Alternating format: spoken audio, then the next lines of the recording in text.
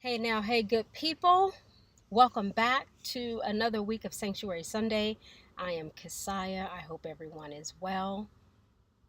I'm well, so I hope you are well. And even if I wasn't well, I still hope you're well, right? Because, hey, what I wish for myself, I wish for others.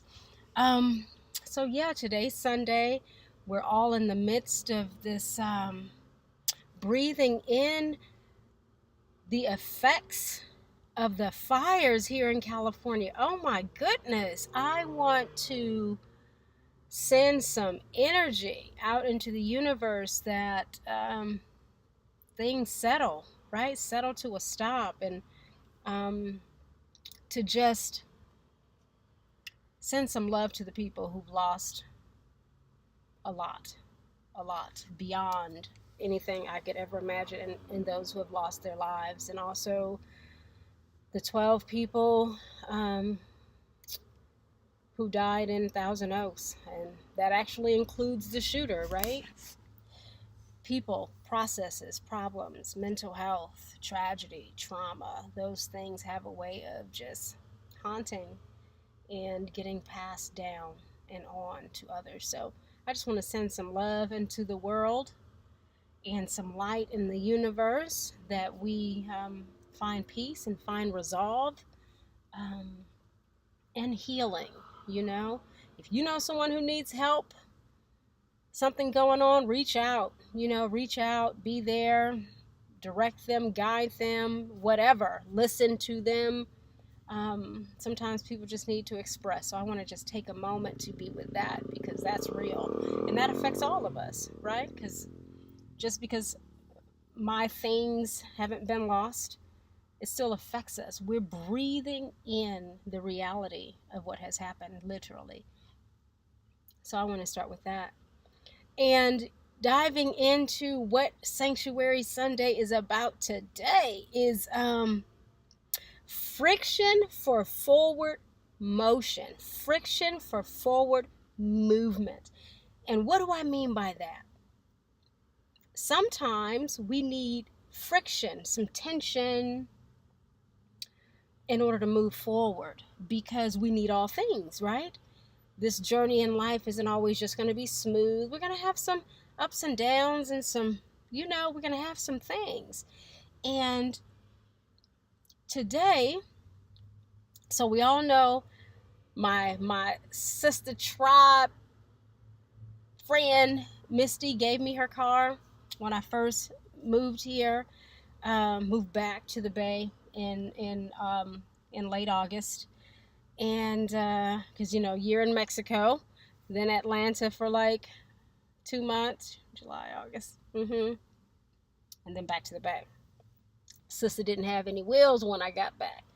Last time I didn't have a car, I think I was 18, and now I'm 43. So anyway, she gave me her car. Gratitude, because I had this job, which I still have, and so the car was like right on time.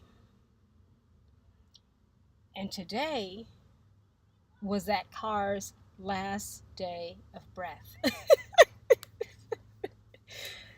And so you might be thinking, well, why are you happy? Because I see the freedom inside the friction that's leading to the forward movement. I'm like, what? Don't you need the car? First of all, I don't have any pressing needs in this moment. Eventually, I will get another car.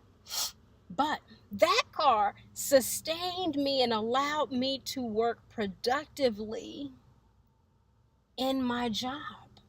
It allowed me to see the patients and handle business and get some money back in my pocket. Gratitude. And today, Sunday, it took its last breath. Could it possibly breathe again? Yeah. Right now, that's not my priority, though. Tomorrow, I start my full-time job. And guess what I don't need? A car. I don't need a car. My full-time job in San Francisco is barterable. I can just BART, get off, hop on a bus, 11 stops, get off right at the office. Right at the office. I see the magic that's happening in the universe, the timing. When Misty gave me that car, I'm telling you, the timing could not have gotten any more perfect. It was like car, job. Whoa. Actually, I think it was like job, then car before I started the job. That's how it happened. So almost like a simultaneity of happening. That's magic. And people are like, what do you mean life's magic? That. When things come together, when you're like, how did that even happen? Bing! Magic.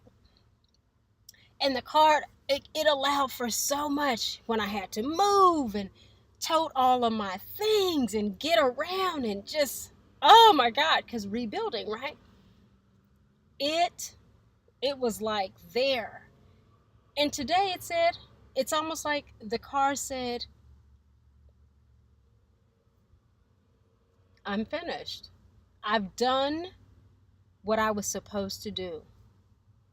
And we can close this chapter. Isn't that something? So a person might think, oh no, why is this happening to me? Why do things get... No, this is great. Because tomorrow is a new day. I start this amazing job with this amazing company. And I get to BART, which means no traffic, anything. And then you might think, well, what's going to happen? How are you going to... That's the thing about life. You stay present in the moment. And you find your gratitude in the moment for all that you have and for all that is happening, because we don't know why things are happening. We don't know where the friction that you might see as a challenge or an unfortunate thing, where it's actually leading you. I feel like it's leading me to greatness because everything that's happening is great. So why wouldn't that? Why am I going to stress over a car? Shoot, that car had been good to me. Okay? And now I get to just move forward. So I see how the car sort of coughed into its last breath. And now it's opened this door for something else to flow in. And while I wait for what that is, I continue on. See, waiting doesn't mean you stop and sort of sit on your hands and literally wait. It means you carry on and allow what's meant to happen. You allow the good to come to you. So when I was driving, heading to where I was heading on the freeway, in the fast lane this afternoon, my intuition said, get out of the fast lane. I learned, just follow your intuition. You don't have to go, well, why? I like to roll. Why? I immediately just started getting over to the slow lane. Then I sort of was like, okay, something's going on. And I had been noticing changes. And I had been telling people, like, man, I made a joke like my car is going to need a hospice referral because it's, and I say that because I worked in hospice for almost a decade, 8 years. And so I noticed the changes and I'm paying attention, right? Because it's important that we pay attention to ourselves, our lives, what's happening, what we're doing, so that we can be aware and we can be rightly guided. Can't ignore what we know, what we see. Just because we don't address something doesn't mean it isn't there. So anyway, I'm driving, then I'm like, okay, I'm going to get off right here on Davis Street. My intuition was like, nope, keep going, next exit. And the car is like, whoa, right? And so then I'm like, okay, I'm going to keep going and get off on the next exit. When I got off and I'm approaching that red light, that then turned green with the green right turn arrow, and I went to give it some gas, the car was like, on the exit.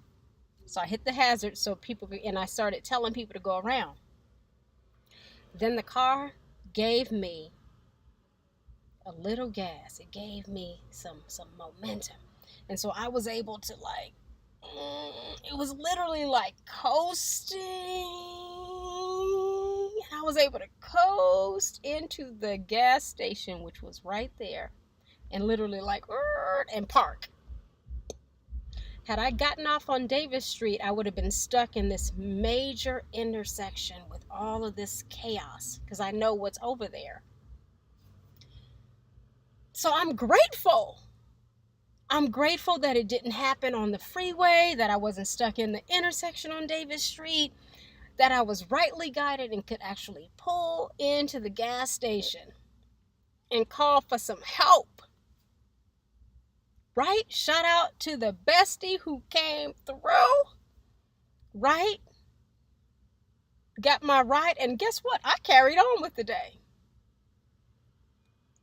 Right? I'm not like, dang, it's Sunday and now, because I was in celebration, and I was telling her, like, I'm excited. And she's like, girl, like, you crazy. No, because look at how divine the timing is. Look at how it served this purpose with this one job that was per diem, so I still have it. Well, I'm not going to be having it soon because, I can't get to the patient. So I'm actually going to let that job go.